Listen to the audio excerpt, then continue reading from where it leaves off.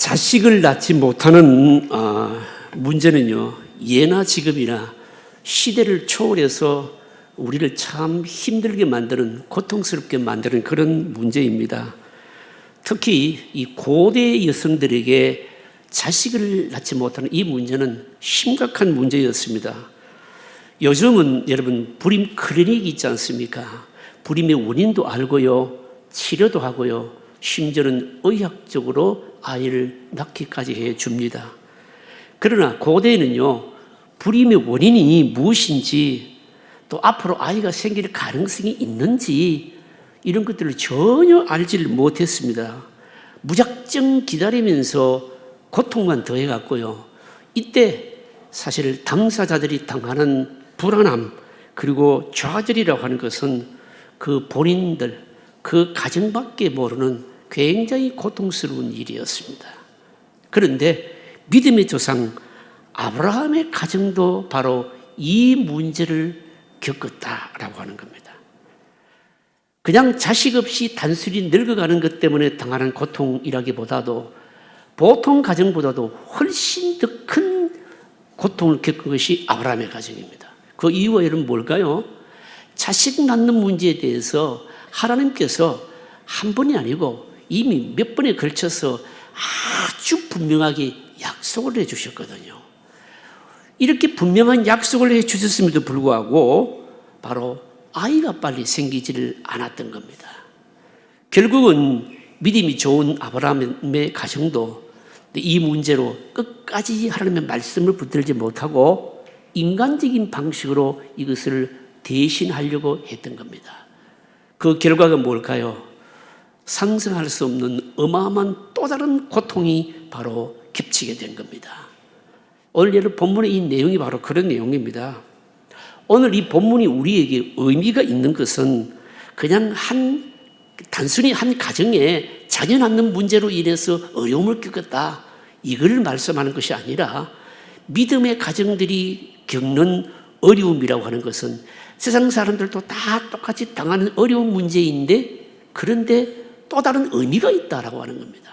말하자면 믿음의 가정들이 겪는 고난이 특별한 의미가 있다, 이것 하나 하고요. 그리고 또 하나는 이 문제를, 어려운 문제를 해결하는 방식을 통해서 왜 하나님의 백성들이 끝까지 믿음의 방식으로 어려움을 해결해야 되는가, 이 부분에 대해서 우리에게 교훈을 주신다는 점에 있어서 바로 본문이 의미가 있는 겁니다.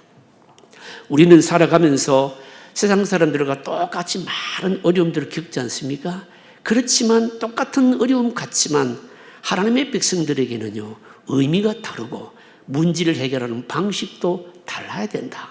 오늘 우리에게 주시는 교훈입니다. 첫째로 생각할 것은 믿음과 고난입니다. 여러분, 시대를 따라서 사람을 힘들게 하는 문제가 있고요, 그 어려움의 내용은요, 여러분 다 다르지만 거의 한두 가지씩은 다 있습니다. 대체로 겪는 어려움이 경제적인 문제, 건강의 문제, 자녀의 문제 등등 이런 것들입니다. 여러분, 이런 문제를 우리가 겪을 때마다 느끼는 것이 뭡니까? 믿음으로 그 어려운 문제를 대하기는 하지만 어려운 것은 어쩔 수가 없구나. 여러분, 이거 우리가 깨닫지 않습니까?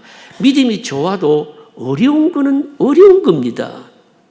쉽게 말하죠. 주위에서 어려움을 당한, 고난을 당한 분들을 향해서 믿음으로 이겨내세요, 그렇게 쉽게 말하지만 당하는 사람은 고통입니다.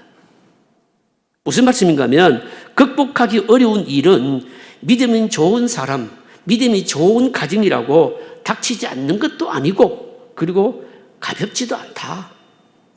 우리에게 바로 주시는 교훈이라는 겁니다. 아브라함의 가정의 자식 문제를 통해서 주시는 것이 바로 이거입니다. 여러분요. 그렇다면 바로 믿음의 백성들에게 고난과 어려움은 여러분 어떤 의미가 있을까요? 어떤 의미가 있는가 하면 하나님께서 그 어려운 문제를 통해서 다름 아닌 우리의 믿음을 달아보신다라고 하는 겁니다. 우리 안에 있는 믿음이 과연 어느 정도인지 스스로 확인해 볼 수 있는 바로 기회가 된다는 겁니다. 여러분요. 내가 힘들어하는, 우리 가정이 힘들어하는 그 문제를 통해서 과연 우리의 믿음이 어느 정도인가 바로 체크하신다라고 하는 겁니다. 한번 보실까요? 1절 말씀을 보시면 이렇게 말씀합니다. 아브라함의 아내 사례는 출산하지 못하였고, 사실은 여러분 이 말씀은요 너무 뜻밖의 말씀입니다.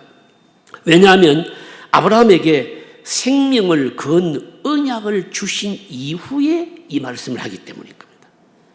아브라함은요 자기 목전에서 하나님께서 아주 엄숙한 언약을, 바로 언약 의식을 행하면서 문제를, 바로 이 문제에 대해서 확신했지 않았습니까? 그러면요. 그런데 3절 말씀 보시면 아브라함의 아내 사레가 그 여종 애굽 사람 하갈을 데려다가 그 남편 아브라함에게 첩으로 준 때는 아브라함이 가나안 땅에 거주한 지 10년 후였더라. 이 말씀을 주목하셔야 됩니다. 아브라함과 사레가 하나님의 약속을 믿고 약속의 땅 가나안에 온 지 몇 년 됐다는 겁니까? 10년이 되었다는 겁니다. 성경이 의도적으로 아브라함과 사레가 약속을 믿고 가나안 땅에 온 지 10년 되었다, 이걸 밝히는 것은 나름대로 아브라함과 사레가요 바로 저들이 정한 어떤 데드라인이라는 겁니다. 여러분 우리말에도 10년이면 어떤다고요? 강산이 변한다고 그러잖아요. 10년 안에 무슨 일이 있을 것이다, 나름대로 이런 믿음을 가지고 기다려왔다는 겁니다. 그런데 여러분 어떻습니까? 아무런 지금 응답이 없는 겁니다. 더군다나 죽은 자도 살리시고 없는 자도 만드시는 하나님이시다, 이걸 확신하기 위해서 아브라함을 데리고 밤하늘의 별들을 보이시면서 세어보라, 내 자식이 이렇게 많게 하시겠다, 없는 별들도 저렇게 만드시는데 너의 후손은 그와 같이 하시겠다 약속하셨잖아요. 짐승을 잡아 쪼개면서 생명을 건 언약을 통해서 이 문제에 대해서는 확신시켜 주셨잖아요. 하나님 편에서 약속을 지키지 않으면 이 짐승이 쪼개지듯이 하나님 편에서 그렇게 이 문제만큼은 책임지시겠다고 아주 엄숙한 의식을 통해서 확신시켜 주셨습니다. 그리고 나서도 10년이 지났는데도 바로 응답이 없으니까 아브라함의 부부가 바로 하나님을 신뢰하는 믿음이 흔들리기 시작했다는 겁니다. 여러분요, 아브라함과 사레가요 나중에 깨닫게 됩니다. 후에 깨닫게 됩니다. 뭘 깨닫게 되는가 하면 이 아브라함의 가정에 주실 이 아이는 보통 아이가 아닌 것을 깨닫게 하시려고 지체하셨다, 나중에 깨닫습니다. 하나님께서 사레를 통해서 아브라함에 주실 아들이 여러분 어떤 아들입니까? 이 아들은요 보통 아들과 다르기 때문에 생육법을 따라서 일반적으로 태어나서는 안 되고 아주 초자연적으로 태어나야 될 아들입니다. 여러분 왜 그럴까요? 이 아들을 통해서 앞으로 구원의 주이신 그리스도가 오셔야 되거든요. 그리고 그리스도를 통해서 태어날 하늘의 별처럼 많은 이 후손들은요 육체적인 후손들이 아니라 믿음의 후손들입니다. 그래서 인간적인 가능성이 완전히 포기될 때까지 믿음으로 얻어진다는 것을 깨달을 수 있을 때까지 일부러 하나님께서 자꾸만 지체하신 겁니다. 그래서 하나님께서 사레의 기력이 좀 더 죽을 때까지 기다리게 하셨고, 결국은 하나님이 원하신 방식으로 아들이 와야 된다, 이걸 바로 깨닫게 하시기 위하여 했던 겁니다. 그런데 기력이 죽어가고 있고요 몸이 자꾸 늙어가고 있는 아브라함 부부는요 더 초조해지고 힘들어지면서 하나님을 향한 그들의 믿음이 그만 바닥이 나고 만 겁니다. 여러분 아브라함과 사리의 이 모습을 통해서 우리에게 여러분 주시는 교훈이 뭘까요? 이런 현상은 사실은 아브라함보다 사례가 더 심했거든요. 그래서 사례는요 인간적인 방법을 동원하지 않습니까? 아브라함이 더 늙기 전에 다른 방법을 써서라도 아들 얻자는 겁니다. 아브라함도요 이게 지금 하나님을 신뢰하는 것이 아닌 줄 알면서도, 약속을 저버리는 것을 알면서도 그만 동의를 하고 마는 겁니다. 우리 역시 그렇다는 거죠. 여러분, 우리 역시 얼마든지 여러분 이룰 수 있다는 거죠. 여러분요, 금식을 하면서 산성 기도를 하고 은혜를 받지요. 내가 가지고 있는 문제에 대해서 확신을 가지고 집으로 돌아옵니다. 집에 와보면 어떻습니까? 문제는 여전합니다. 여러분 예배를 드릴 때 기도를 통해서, 찬양을 통해서, 말씀을 통해서 나에게 확신 주실 때 감동이 있고요 내가 겪는 그 어려운 문제를 얼마든지 이길 수 있을 것이라 확신하지요. 그러나 삶의 현장에 가보면, 직장에 가보면, 가정으로 돌아가 보면 어려운 문제는 여전히 어렵고 몇 년 동안 해결되지 못한 문제는요, 해결될 길이 전혀 보이질 않잖아요, 여러분요. 그때 어떻습니까? 하나님의 방법이 아닌 줄 알면서도 그냥 인간적인 방식으로 그 어려운 문제를 빨리 속히 해결해 버리고자 하는 거죠, 여러분요. 똑같습니다. 질병이나 아니면은 재산과 명예가 걸린 어떤 소송의 문제나 아니면은 여러분 또 진로의 문제나 결혼이나 직장의 문제나 나를 정말 힘들게 하는 그 문제가 오래 지속되게 될 때 말씀이 아닌 줄 알면서 믿음의 방식이 아닌 줄 알면서도 그냥 빨리 해결해 버리기를 원하는 이런 마음이 있다는 거죠, 여러분요. 여러분, 하나님의 말씀이 얼마나 풍성합니까? 그러나 실제로 내 생활에는요, 아무런 변화가 일어나지 않을 때, 그리고 많은 시간이 흐를 때에 내가 이 말씀을 붙들고 있어서 무슨 소용이 있겠는가 의심이 들면서 믿음이 산산이 조각난다는 거죠, 여러분요.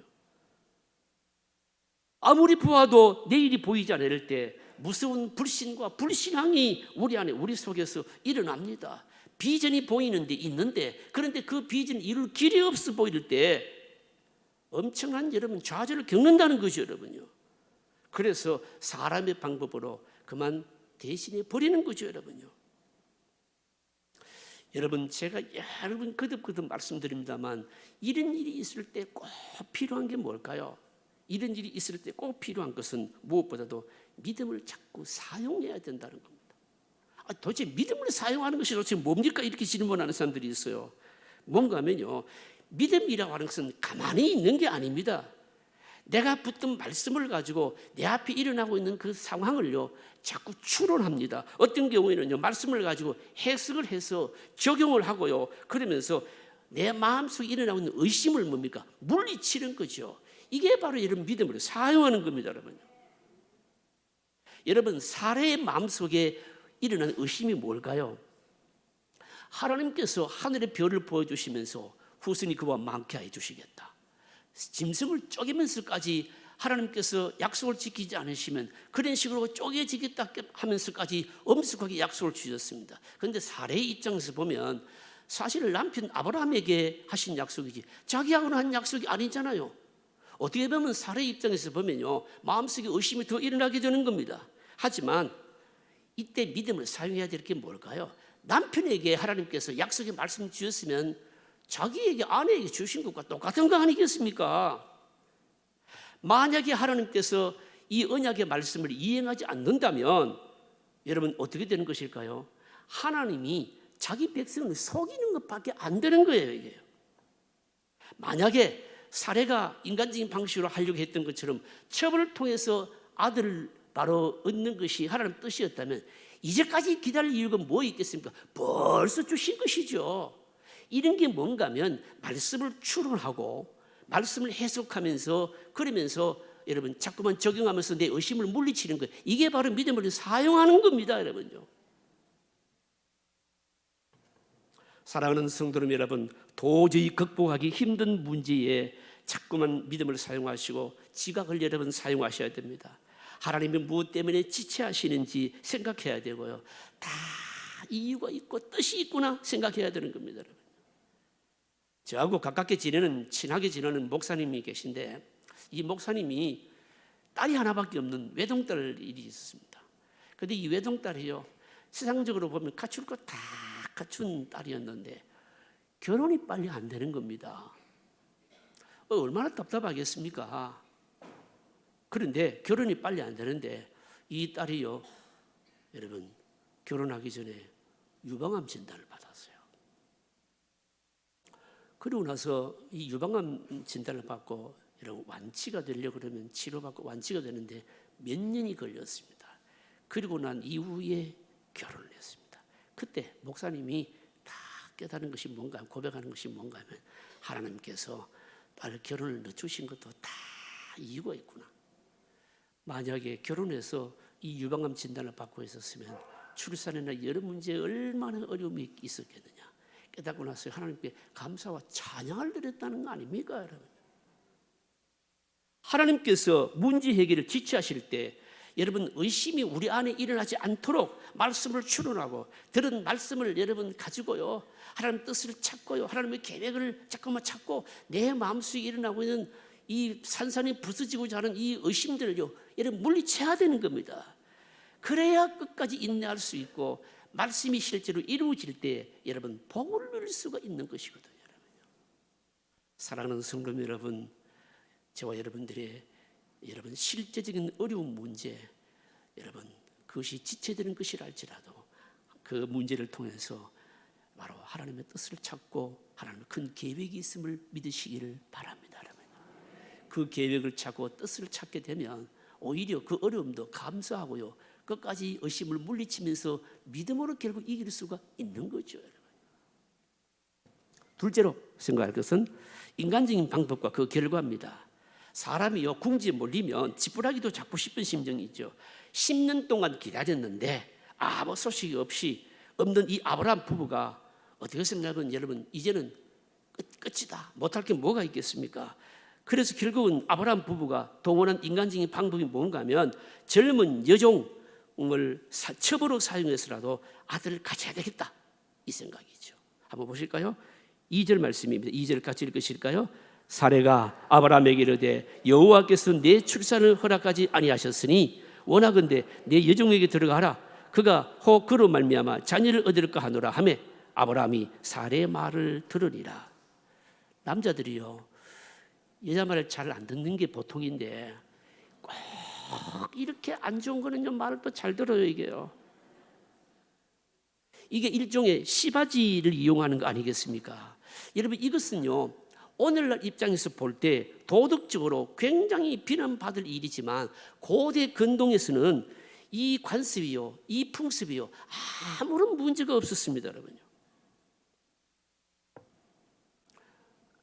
여러분 이 세상을 우리가 살다 보면 인간적인 방법이요 어떻게 보면 어떤 때는 굉장히 실제적이고 쓸모 있을 때가 여러분 많습니다. 여러분요 고대 그리스에요 콜레라가 막 창궐하게 될 때 이 콜레라가 창궐한 것을 보고 당시 사람들은요 이거는 신의 진노다 그러면서 아무런 대책 없이 기도만 하고 있었습니다.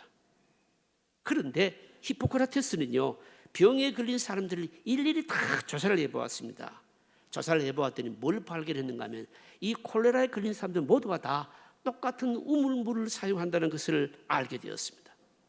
히포크라테스가 뭐라고 얘기했는가 하면 이 콜레라는 신의 진노가 아니고 물에 의한 전염병이라고 주장을 했는데 당시 그리스 사람들은요 히포크라테스가 미쳤다고 다 조롱했습니다. 뭘 말씀하는 것일까요? 사실은 여러분 우리가 지각만 사용해도 일반 상식적인 차원에서 인간적인 방법이 우리에게 여러분 사실은 도움이 될 때가 많이 있다는 거죠. 여러분요. 그러나 어떤 것은요 하나님께서 도무지 여러분 허용하시 아니하시는 영역이 있는 겁니다. 여러분 이런 부분들 우리들이 경험하잖아요. 여러분요. 예를 들어서 여러분 인간의 머리로 이해할 수 없는 일들, 예를 들어서 병을 치료하는 일들도 많이 일어납니다. 의사 선생님이 몇 개월 못 산다고 그랬는데 여러분 실제로 그렇지 않고요 기적적으로 하나님께서 치료해 주신 일도 많이 있습니다. 여러분요. 하나님께서 도무지 인간적인 방법이 허용되지 않는 영역이 많이 있습니다. 여러분요. 아브라함의 가정에 이 사실 자식 문제가요 바로 그 영역이었다는 거죠. 여러분요. 왜 그럴까요? 여러분요. 왜냐하면 이것은요 사실은 우리 인간 인류의 구원과 관계되는 문제였습니다. 무슨 말씀인가 하면 다른 사람들에게 고대 근동의 풍습을 볼 때 아이가 없으면 씨바지를 통해서 아이를 얻는 것 아무 문제가 없었지만 보편적인 일이었지만 아브라함의 가정에서는 안 된다는 거죠. 여러분요. 왜 그럴까요? 여러분요. 아브라함의 가정에 사라를 통해서 주실 그 아들은요 반드시 믿음을 통해서 여러분 특별한 방식을 통해서 초자연적인 방법으로 와야 되고 그 아들을 통해서 앞으로 그리스도가 와야 되고 그 아들을 통해서 결국은 뭡니까? 인류의 구원이 이루어지고 믿음의 자손들이 생겨지기 때문에 당시의 보편적인 다 허용되는 방법으로 해서는 안 된다는 거죠. 여러분요. 그러니까 첩을 통해서 아들을 얻는 것이 당시 관습적으로 볼 때는 다른 사람들은 다 허용되어도 아브라함에게는 허용이 안 된다는 거죠. 여러분요. 여러분, 그럼에도 불구하고 아브라함이 사라가 계속해서 바로 고집하게 될 때 결과가 뭘까요? 여러분, 인간적인 열망이요, 막 열망하면 이루어집니다. 그러나 그 결과는요, 축복이 아니고 뭘까요? 화근인 겁니다. 하나님께서 기뻐하지 아니하신다는 것을요, 금방 보여준 겁니다. 한번 보실까요? 4절입니다. 4절 같이 읽겠습니다. 아브라함이 하갈과 동침하였더니 하갈이 임신하매 그가 자기의 임신함을 알고 그의 여주인을 멸시한지라. 종이요, 하갈이요, 여주인, 여러분, 사례를 멸시 없이 여기기 시작한 겁니다. 여정을 통해서 자식을 얻는 것이 하나님께서 기뻐하시는 일이었다면 이런 일이 일어나지 않는 거죠. 여러분, 사라가 어떤 인물입니까? 사라는요, 구약 성경에서 존귀한 여자입니다. 그런데 사라가 이 비천한 여종에게 여러분 경매를 당하고요, 무시를 당하는 일이 일어난 거, 이거 보통 일이 아닌 겁니다. 이것은 하나님의 시간과 뜻을 기다리지 못하고 인간적인 방법을 쓴 사례, 아브라함의 가정에 하나님의 일종의 채찍이었던 거죠, 여러분. 하나님께서 여종 하갈의 마음속에 주인을 두려워하는 마음을 딱 제거를 해버리니까 여종이요, 마치 자기가 주인이 된 것처럼 생각하고 사례를 멸시하기 시작했다는 거 아닙니까, 여러분요? 이것으로 끝나는 게 아닙니다. 종이 주인을 무시하니까 이제는요 사라가요 아브라함을 무섭게 추궁하기 시작합니다. 공격하기 시작합니다. 한번 보실까요? 5절입니다. 5절 같이 읽겠습니다. 사례가 아브라함에게 이르되 내가 받는 모욕은 당신이 받아야 옳도다. 내가 나의 여종을 당신의 품에 두었거늘 그가 자기의 임신함을 알고 나를 멸시하니 당신과 나 사이에 여호와께서 판단하시기를 원하노라. 사례가 완전히 제정신이 아니죠, 이게. 여러분, 원래 여인들이 원래 이렇습니다, 여러분요. 원래 이렇습니다, 여러분요. 아무리 교양 있고 현숙한 여인이라도 여자 문제가 딱 발생하게 되면 그때부터 제정신이 아닌 겁니다. 여러분, 사례가요 어떤 여인인가 하면 베드로전서 3장 6절에 보시면요 뭐라고 말씀하고 있는가 하면요 주라고 불렀던 여인이거든요, 여러분요. 우리나라의 어떤 소설가가 뭐 즐거운 사라 이런 제목으로 소설을 썼는데 성경을 몰라도 여러분요 이런 완전히 모르고 쓴 소설 아니겠습니까, 여러분요.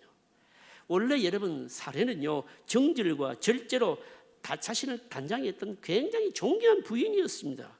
그러나 한번 마음에 평화를 딱 잃고 나니까, 영적으로 고갈되고 나니까 마음속에 분노가 일어나서 막 입에서 막 무지막지한 말이 나온 겁니다. 이제는요 남편을 아브라함을 향해서 주가 아니고 당신과 나 사이 뭐 이런 식이 돼버린 겁니다, 이게요. 여러분, 이게 우리에게 말씀하는 게 뭘까요? 하나님께서 아브라함의 집에서 성령을 거두시고 계신 증거라는 거죠, 여러분요. 아브라함 부부가 하나님의 명령에 충만했을 때는요 감히 여러분 여종이 사례 같은 존귀한 부인을 무시하는 거 있을 수가 없는 일이었죠. 그리고 또 사례가요 주라고 여겼던 남편을요 이런 식으로 모ral 세울 수가 없었던 겁니다. 그런데 하나님께서 아브라함의 가정에 성령을 거두시니까 여종이 주인을 무시하고요 사례는 말할 수 없는 분노로 남편에게 막 퍼붓고요. 여러분, 아브라함이 누굽니까? 아브라함은 하나님의 선지자 아닙니까, 여러분요? 축복의 근원인 겁니다, 여러분요. 하나님께서 아브라함을 통해서 온 세상 이생을 다 축복하시겠다고 했거든요. 그런데 아브라함의 권위가 사라의 분야 앞에 여지없이 파괴되고요. 아브라함의 가정은 단순한 가정이 아니고 이게 완전 계시가 임하는 하나님의 사실은 작은 하나님의 나라였는데 이 하나님의 나라가 막 엉망진창되고 만 겁니다, 여러분. 여러분, 하나님 나라 특징이 뭡니까? 하나님 나라 특징은요 자발적으로 서로 복종하는 것입니다. 상대방을 나보다 낮게 여기면서 존중하는 거 아닙니까? 그런데 인간적인 방법을 사용해서 하나님의 뜻을 저버리겠을 때에 하나님의 나라의 질서는요 여지없이 파괴되고 말았다는 겁니다. 사례는 남편을 잃어버렸고 종도 잃어버렸고 자기 속에 있는 아름다운 자상도 다 잃어버리고 말았던 겁니다. 모든 것이 뒤죽박죽이 되어버리고 엉망이 되고 만 겁니다. 하나님의 말씀을 끝까지 붙들지 못하고 인간적인 방법을 쓴 결과라는 거죠, 여러분요. 사랑하는 성도 여러분 아무리 어려워도 힘들어도 우리가 붙들어야 될 것이 뭔가 하면 그 어려운 부분에 하나님의 특별한 계획이 있다는 것을 믿으셔야 됩니다. 그런데 그 때와 그 시간을 하나님의 계획을 믿지 못하고 기다리지 못하고 인간적인 방법으로 돌아갔을 때에 하나님께서는 일시적으로 성령을 탁 거두셔 버리는데 이때가 얼마나 위험한 때인지 모릅니다. 여러분, 성령께서 근심하거나 여러분 소멸되면 어떻게 됩니까? 믿는 사람들, 믿는 가정이요, 믿지 않는 가정들보다 훨씬 못합니다. 성령이 거두어지고 성령이 소멸되게 되면요, 우리 안에 불안이요 몇 배로 여러분 나타나고 염려도 걷잡을 수 일어나게 되고요, 마치 정신병과 같은 이런 증세가요 나타나기 시작하는데 걷잡을 수가 없습니다. 여러분 이럴 때는요 뭘 해야 되는가 하면 빨리 하나님 말씀을 붙드는 자로 다시 돌아와야 된다는 거죠. 얼른 하나님께서 기뻐하지 아니하시는 것이 있구나 라는 것을 깨닫고 돌아와야 된다는 거죠. 여러분, 사례가 이런 반응을 보였는데 그러면 아브라함은 어떤 반응을 보였을까요? 막 사례가 아브라함을 공격했을 때 아브라함의 반응도 대단합니다. 6절입니다. 6절 한번 보실까요? 6절 같이 읽겠습니다. 아브라함이 사례에게 이르되 당신의 여종은 당신의 수중에 있으니 당신의 눈에 좋을 대로 그에게 행하라 하며 사례가 하갈을 학대하였더니 하갈이 사례 앞에서 도망하였더라.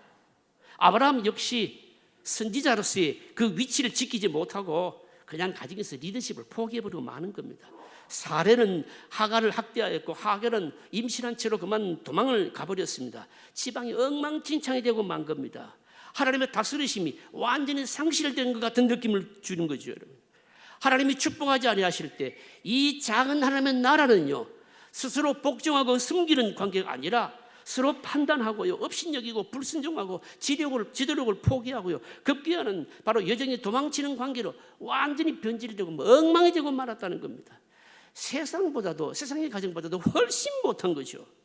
여러분, 믿음의 가정이요 하나님의 성령이 충만하지 않으면 이렇게 여러분 불신 가정보다도 훨씬 못할 수가 있는 겁니다.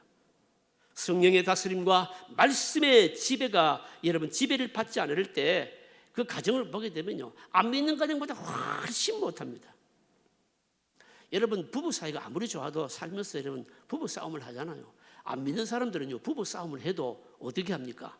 그때 자식들도 있고 하니까 그냥 칼로 그냥 물베기식으로 그냥 끝나는데 어떻게 된 건지 성령 충만하지 못한 믿음의 가정들은요 부부 싸움을 한 번 하는데 몇 개월 동안 밥도 같이 안 먹고요 막 안 믿는 사람들 훨씬 못한 게 많이 있는 겁니다. 여러분, 교회도 마찬가지잖아요. 여러분요, 교회가 성령 충만하지 않으면요 세상보다 훨씬 못하다는 겁니다. 여러분, 성도들 보십시오. 성령 충만하지 못한 사람들은요 괜히 교인들 말꼬리 붙들고 늘어지고요, 그리고요 서로가 서로를 불신하고요, 오해도 더하고요, 서기를 이상하게 괴팍하게 변하면서 교인들을 편가르게 하고요. 이게 여러분 성령 충만하지 못한 교회들의 바로 특징인 겁니다. 여러분, 사랑하는 성도 여러분, 이런 일이 있을 때 얼른 깨달아야 됩니다. 하나님께서 세상 사람들에게는 다 허락되지만 우리 믿지 않는 사람들에게는 허용하지 아니하시는 것이 있는데 이게 자꾸 고집하면서 인간적인 방식으로 세상적인 방식으로 나가는구나 얼른 깨달아야 된다는 것이죠. 여러분 그런 사람이 있지 않습니까? 사업을 하는데 유독 우리 집만은 안 된다는 겁니다. 아이들이 장래가요 이상하게 안 풀린다는 겁니다. 다른 사람들은 다 되는데 우리 집만 자꾸 안 된다는 겁니다. 그러면 어떻게 해야 되는 겁니까? 그 부분에 하나님의 뜻이 있음을 알고 하나님의 뜻을 찾고 얼른 뭡니까? 말씀으로 돌아와야 된다는 거죠. 그러면 어떨까요? 하나님께서 회복시켜 주시는 거죠. 사랑하는 성도 여러분, 어렵고 힘든 그 영역에 하나님의 더 주권을 더 인정하고요, 나의 것을 내려놓는 것이 이게 뭘까요? 믿음인 겁니다.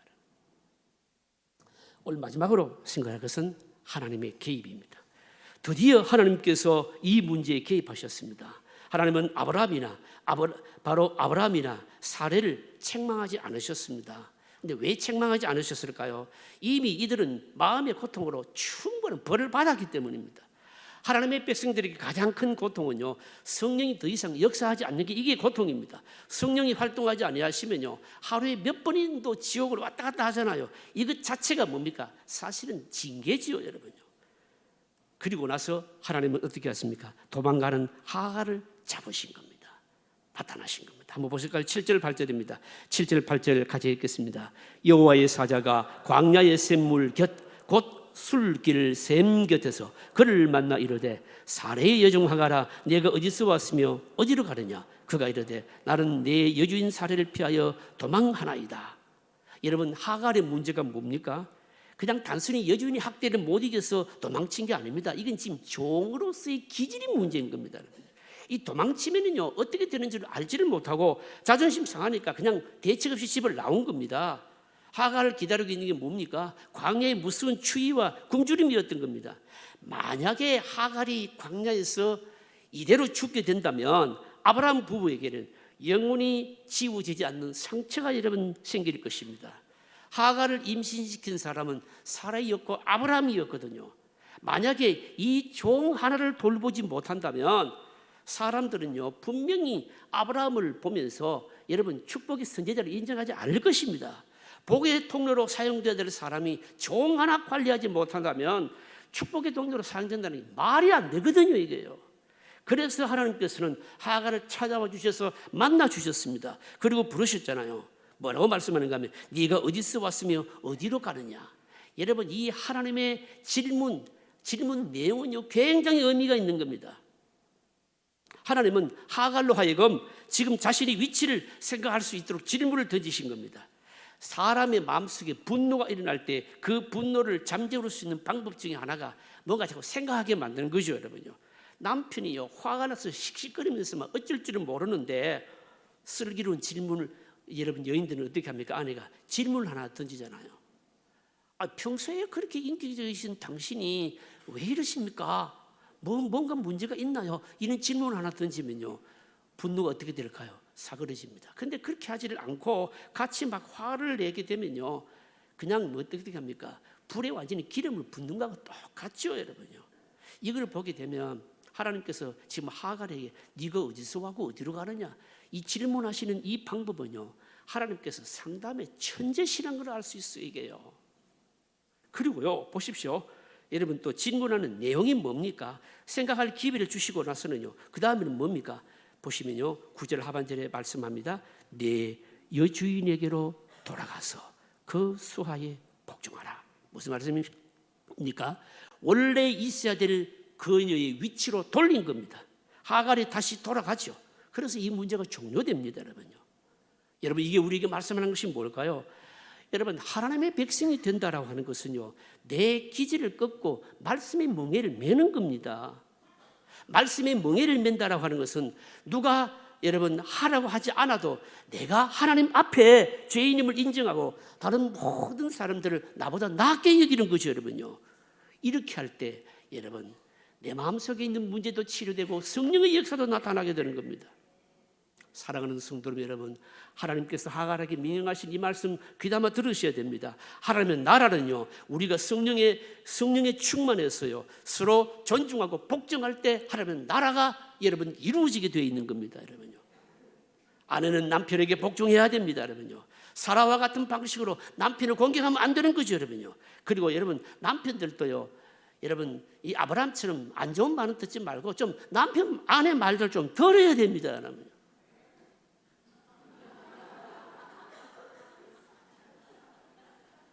신방을 가보면요 아내들이요 가장 많이 하는 말이 뭔가 하면 자기 남편이 언제 철들지 모르겠다는 거예요. 이게요.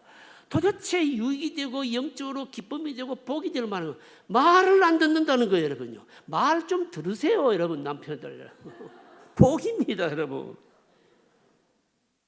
자식은 부모를 공경해야 됩니다. 존중해야 되고요. 여러분 시부모님들도 공경해야 되고요. 어르신들도 자기 며느리나 딸 사위에게 원치 않는 것은 여러분 무조건 강요해서는 안 됩니다, 여러분. 부모님들도 자식에게 뭡니까? 예의를 지켜야 되는 것이죠, 여러분요. 교회는 말씀 앞에 겸손해야 되는 겁니다. 신앙이 깊어지면 깊어질수록 특징이 뭔가 하면 내가 불완전하다는 것을 인정하게 되어 있는 겁니다, 여러분. 말씀을 정리하겠습니다.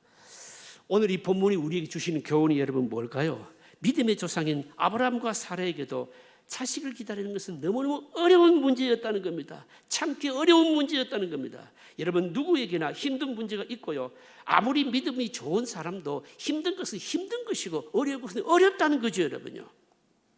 그런데 중요한 것은 그 어려운 문제를 통해서 하나님께서 우리에게 믿음을 달아보시고 특별히 말씀하시는 것이 있다는 겁니다, 여러분요. 하나님께서 그 어려운 문제를 부과시키심으로 우리의 믿음 없음을 깨닫게 하시고요, 남은 시간에 하나님을 더 기다리게 하신다는 거죠, 여러분요. 사랑하는 성도 여러분, 너무 힘드신 거 있죠? 생각만 하면 골치 아픈 게 있잖아요. 그 부분에 하나님의 주권을 인정하시고 믿음을 사용하시길 바랍니다. 여러분, 어려운 것 중에 하나가 하나님의 때를 기다리는 거 아니겠습니까? 여러분, 빠른 게 다 좋은 것만은 여러분 아닙니다. 제가 서울 올라갈 때 KTX 타고 SRT 타고 가보면요, 참 빨라서 좋습니다. 2시간 40분 만에 도착하거든요. 그런데 여러분, 안 좋은 게 있더라고요. 뭐가 안 좋은가 하면 이게 하도 빨리 지나가니까 경치를 구경 갈 수가 없어. 그 앉아가지고 자꾸 TV 모니터만 보는데 눈이 피곤해 죽겠더라고요. 비행기를 타고 가는데, 여러분 비행기 타보십시오.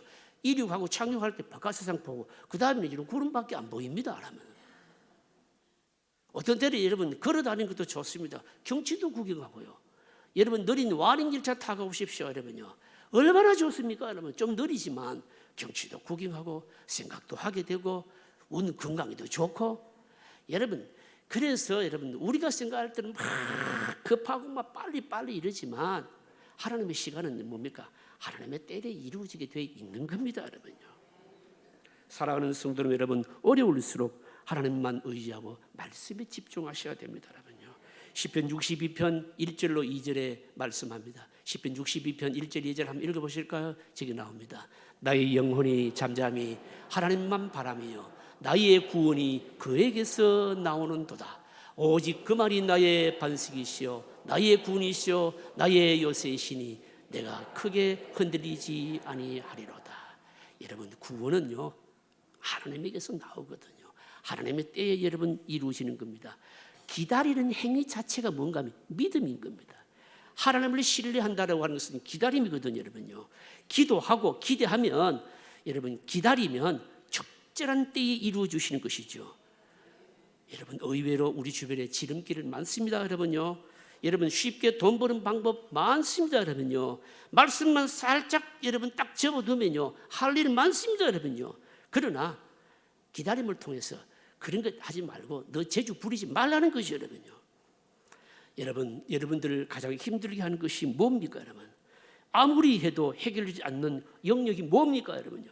그 부분에 하나님의 음성을 들어야 되는 겁니다. 그 부분에 하나님의 계획이 있음을 믿고 끝까지 믿음으로 의심을 물리치면서 하나님의 때를 기다리시고 믿음을 사용하십시오. 하나님께서 상급을 주실 것입니다. 이 은혜와 복이 여러분들에게 있으시기를 주의 이름으로 축복합니다. 통성으로 기도하겠습니다.